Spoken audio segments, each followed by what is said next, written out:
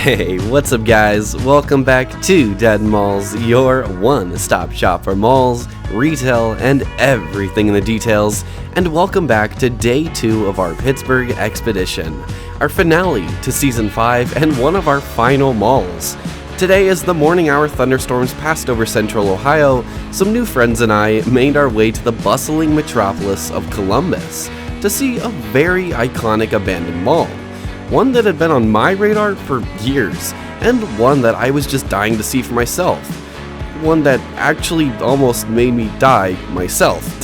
Today we'll be taking a look and telling the story of the abandoned Westland Mall in Columbus, Ohio. A mall where I was warned that I would literally be shot on sight. I don't know how much I believe of that one, but before I spoil too much of the fun, I'd like to take a moment to shout out our winner, who was able to successfully guess the next mall. Very nice job, Retail City. If you'd like to have your chance of being shouted out in the next episode, stick around for the next challenge. Anyways, let's take a drive around the exterior here, dive in, see for ourselves, and tell the story of Westland Mall in Columbus, Ohio, and see how it's doing as of our visit in December of 2022.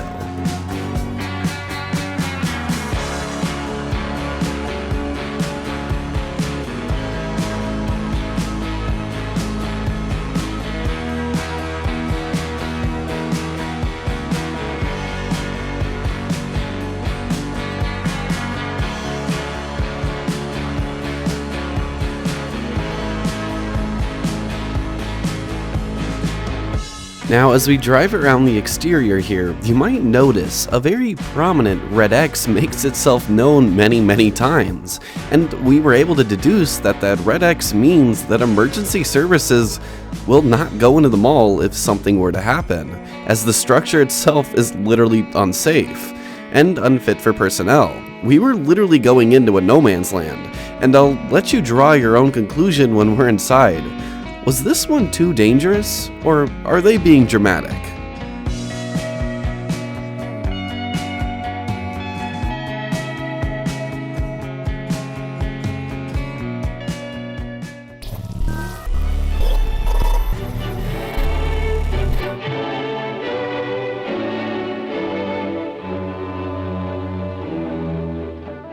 For many reasons. Among them is the wide range of cultural activities. The Columbus Symphony Orchestra plays 4 subscription and 2 opera series, featuring such guest performers as Beverly Sills, Van Cliburn, Marvin Hamlish, and Count Basie. Theater and drama are popular here, and Columbus audiences enjoy touring Broadway shows, summer theater series, Now, immediately upon walking into Westland, we were faced with a barrage of foul smells. Mold, mildew, hot rotting drywall and ceiling tiles mushed into the long, spoiled carpets. Can you believe that this was once a high-end JCPenney anchor store with a basement-level shopping area? I know, it's hard for me too. Now, when we were walking through, the floor sank and moved with each footstep. I could feel a slight sag any time my foot touched carpet. Soon enough, it will give way and collapse into the green, murky water that now inhabits the lower level. God only knows what lies down there in that stagnant, murky green hell, and I should see myself lucky that I wasn't added to that collection while walking through. Before we get into the mall, I do want to preface this video by saying that this footage is not the best. It was really easy to get into this mall, so we were worried that there could be others in here doing what we couldn't know. But that, coupled with the fact that it was insanely cold, extremely moldy, and had very bright areas and very dark areas, which my camera hated because of technology, made it so that this footage wasn't really the best. So if you have an uneasy stomach, this might not be for you. But to those of you that stick around, let me tell you the story of the worst abandoned mall I have ever been to. It wasn't always like this, and if we want to turn back the time and figure out what happened, we need to turn the clock back over 60 years ago to the far western edges of the booming city of Columbus, Ohio. By the early 1960s, the West Side was one of the fastest growing communities, specifically along the new retail corridor known as Broad Street, With the brand new Interstate 270 Beltway planned to zip right through the area, looping around the metro, developers were quick to jump on the land, in hopes that droves of new residents would come to call the area home for shopping, one of which would be F&R Lazarus, a local-based department store in the city known for their high-quality products. They had already purchased a plot of land along this new Broad Street development at the corner of Broad and Georgesville Road. This would be their first department store outside of their downtown location, and very quickly would open on August 16, 1962. Little did Lazarus, nor the rest of the sprouting community know, however, but a little-known mall development company called Visconti Jacobs was eyeballing the land, planning to build their new empire, and by 1967 would begin to do so.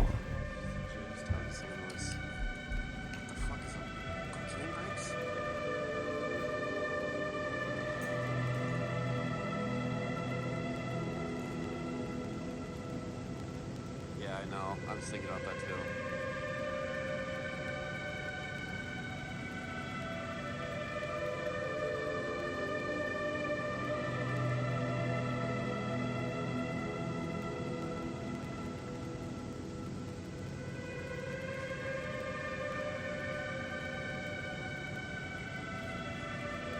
Oh, that's so cool. How do you go to a mall and just know that it's an older mall? Well, a really easy way to tell is if the mall has an older layout is to just look at the size of the stores. Back in the 70s and 80s, malls like Westland built inline tenants so much smaller so they could fit more in. Even with a smaller mall like Westland here, you still have over 80 storefronts, compared to some larger malls that might only have 50. I'm serious, consider this your dead mall homework. Check out your local mall, and I guarantee you, if it's a newer mall, the stores will be so much larger than anything you see in this video. It's just something I've noticed over the years. It seems like they were always able to fit more in back in the day. In 1967, work on the brand new Westland Center would commence. Spearheaded by Jacobs, this open-air outdoor shopping center would become the third in the city, behind the already well-established Northland and the just-completed Eastland Center. To be anchored by a two-story big-box Sears store, JCPenney, and a brand-new two-story Lazarus right on top of the old one, Westland Center was planned to become one of the top shopping destinations in the metro. Soon the I-270 belt would be completed, just in time, and in early 1969, the brand new shopping center would prepare for its very own grand opening.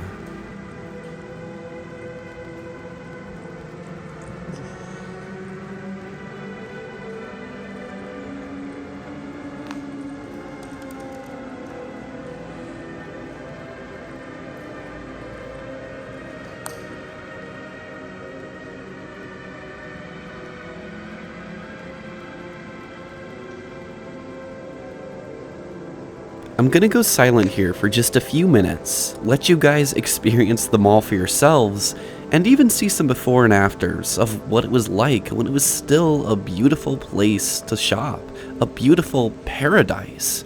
It's almost hard to imagine what it was like when people could shop these halls. But I digress. Please enjoy the mall.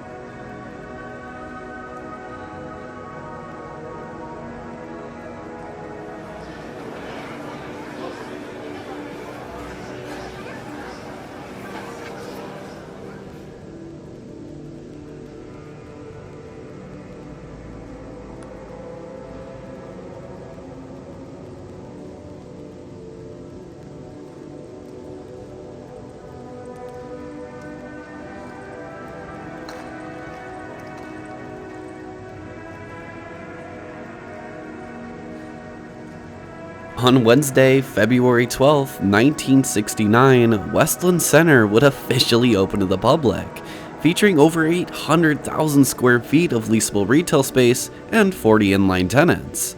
The mall was instantly a hit, featuring stores like Orange Julius, Merle Norman, Foxmore, Rogers Jewelers, and Grey Drug.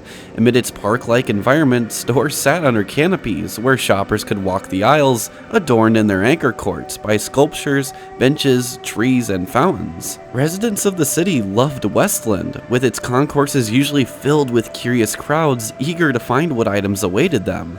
And most nights, the mall would usually be open late, with small light posts and the glowing fountains guiding shoppers.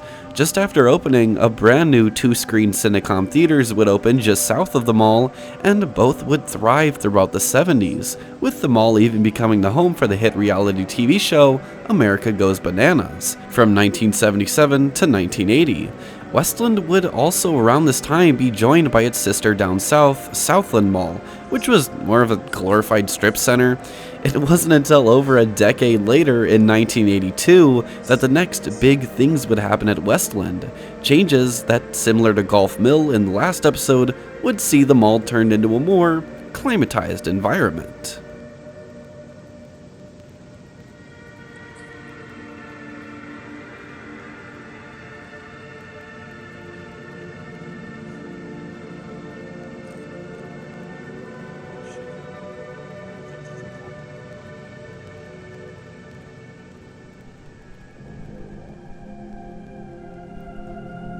That is like the coolest thing I've ever seen in my life. So throughout this video, and throughout the rest of the Pittsburgh expedition, I was joined by friends I was very lucky to meet through this awesome community. One of which you might see in today's video is my good friend Amy, who runs the Instagram account Amy Exploring. Lots of amazing pictures taken by her, especially the ones here, so make sure you go give her account a follow. Links in the description. One of the pictures she snapped, however, was of the former Orange Julius, which opened back when the mall was enclosed in 1982. Spoilers for the history, but she captured it in a near identical way to a picture taken of it in '82, which leads to this amazing before and after. Seriously, if you guys want to see high quality dead mall pictures, she's got tons of amazing content over there. That's so cool.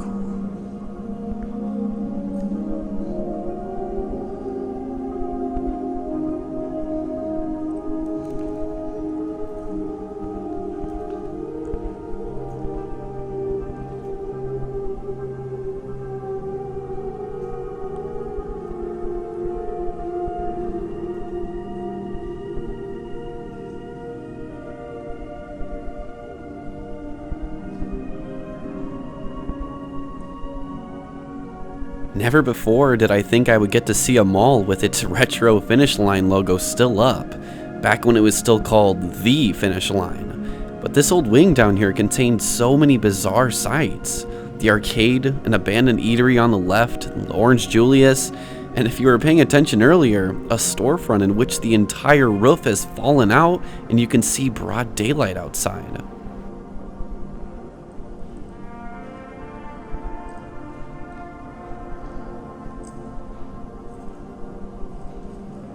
And now I make the stupid decision to go down the stairs to what I presume were storerooms for various stores and mechanical areas. Little did I know, however, that I was going to face an unknown horror the second I turned that corner. Dude, I don't got no fear right now. I got fascination.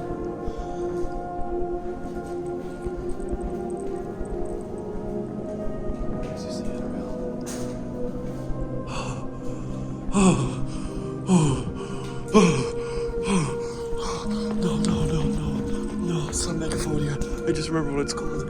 Holy no.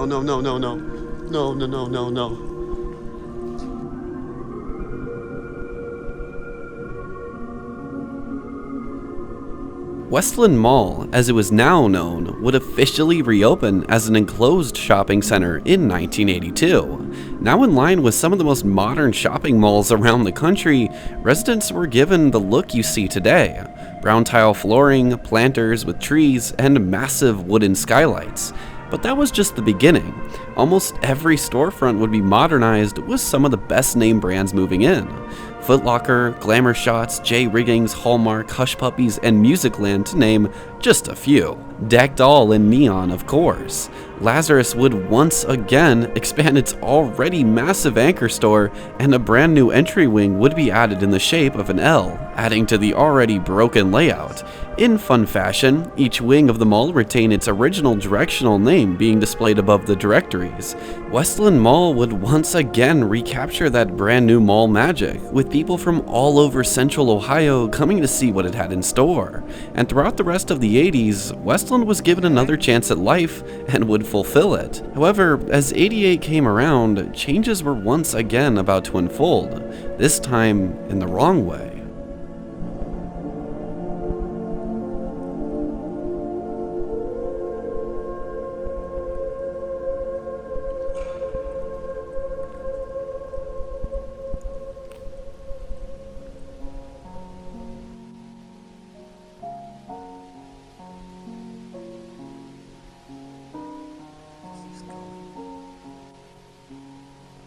Hang on.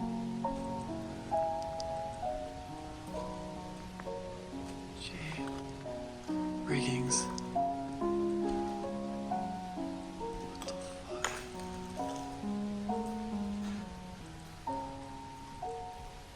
Master cuts. Walden books. In 1988, Sears and their massive staple 2-level big box anchor would downsize, closing off the upper floor and converting it into an office and call center for their brand new Discover credit card. While not the end of the world, less people would shop at the now smaller Sears store, and at the mall in general. This was piggybacked by the fact that in 1989, Columbus City Center would open in downtown, just 6 miles away. Columbus City Center was just the first in a slot of brand new ultra-modern malls that would open throughout the city in the coming decade. But first, even more bad news, as Woolworth's, one of the mall's earliest and largest inline stores, would close in 1994. It would quickly reopen as Staples, but the damage was already done, with Staples not even having a mall entrance. As 1997 neared, Westland would see its last years as the shopping destination, as work had begun on the newest, nicest, and biggest mall in the entire metro.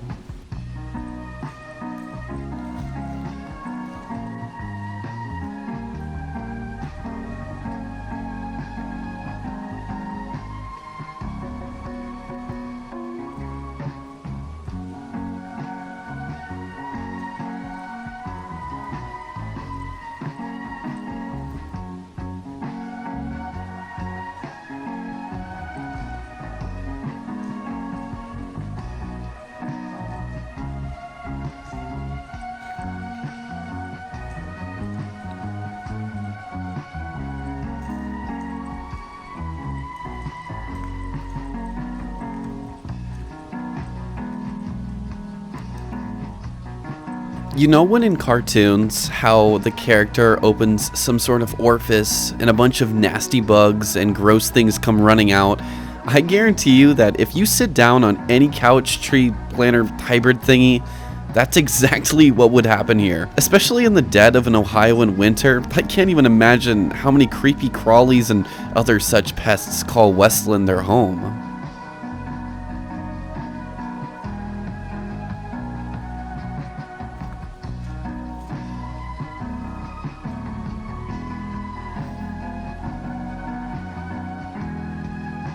In 1997, just 8 miles to the north, the death blow would be dealt when the mall at Tuttle Crossing would open for business. Featuring 4 brand new modern anchors, 2 stories of ultra-modern shopping, and in a much better developing neighborhood, Westland would see a tanking blow dealt to its foot traffic. In July of '97, JCPenney, seeing the shift, would abandon Westland for Tuttle Crossing, with the first of the major anchors going dark. By the late '90s, Westland was in a downward spiral. The newer malls, anchors closing, and dozens of its higher-end names leaving had the mall going into the new millennia struggling. That's too cool.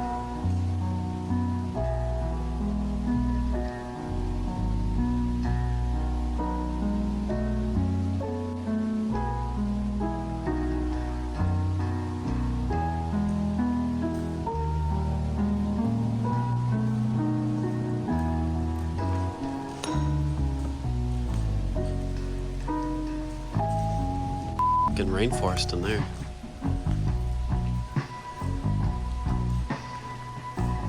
As we come down towards the L portion of the old entry wing, you're gonna see the astonishment, I guess you're gonna hear the astonishment in my voice, as I didn't know any of this existed. I thought it was just the central areas and then the anchor courts. This entire wing had me speechless the whole time I was in here.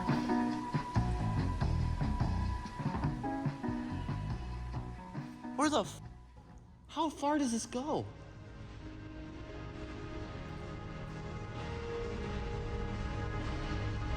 Clicks maybe?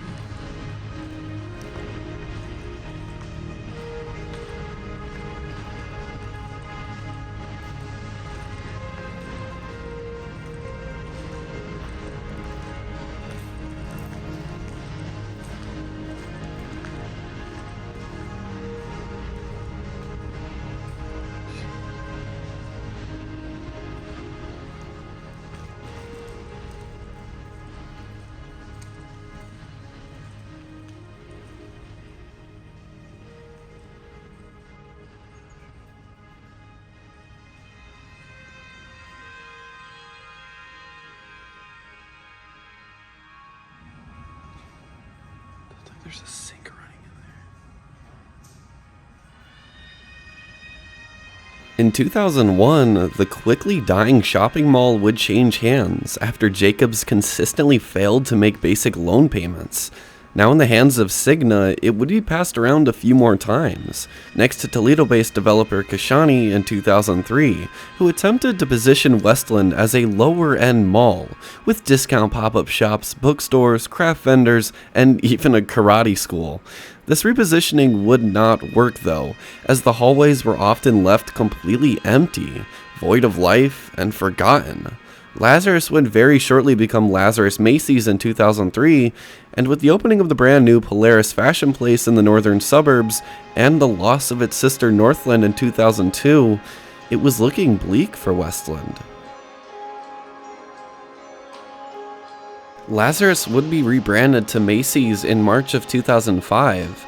However, the store would close entirely in 2007, leaving Sears as the last anchor. Plans for redeveloping the mall would be put forward shortly after, but nothing would ever really get off the ground. Menards would show interest in the site to demolish the mall and build a new superstore, but the recession would have them back out of plans. And in 2011, Sears would officially close their mall entrance, leaving Westland Mall abandoned, as there were literally 0 stores operating out of the mall at this point. There would be a few plans to turn the mall into a mixed-use outdoor development, but these plans would never really go anywhere. And for over a decade, the mall would sit completely abandoned, with people breaking in to steal, vandalize, and destroy becoming a regular occurrence. Sears would close in 2017, leaving the property entirely abandoned. And that brings us to where we are today, because for years, Westland has sat completely abandoned, in limbo, and waiting for the next big thing to happen. The city has continuously over the years tried to demolish the property, but has never really had the funds. Until this year. A few months after our visit, city officials were granted $10 million to demolish the mall and clean up the site. Work has yet to begin, meaning yes, somehow Westland Mall is still sitting like it was in this video, rotting and longing for those better days.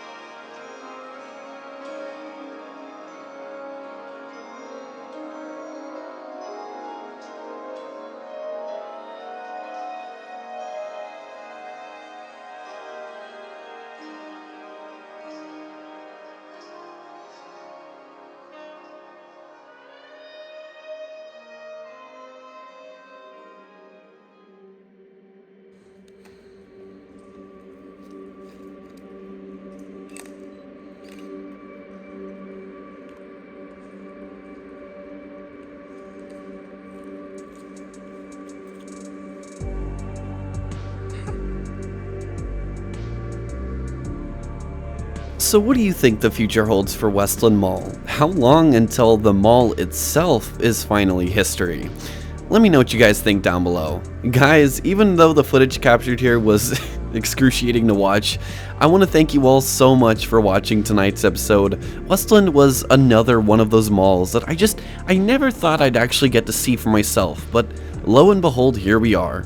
If you guys enjoy my Dead Mall content, consider subscribing as it helps out so much, and I'm trying to reach 10,000 before the end of Season 5. Yes, you can even tell your cat to subscribe. Anything helps. Also, be sure to head over and check out the Patreon for the coolest exclusive channel content. Next week, we'll be heading over a short drive to a mall which literally closed for good just days after we made this visit. Guess which mall we'll be at, and I'll shout you out in the next episode. But until then, have yourselves a lovely evening, and peace out, guys. See you later.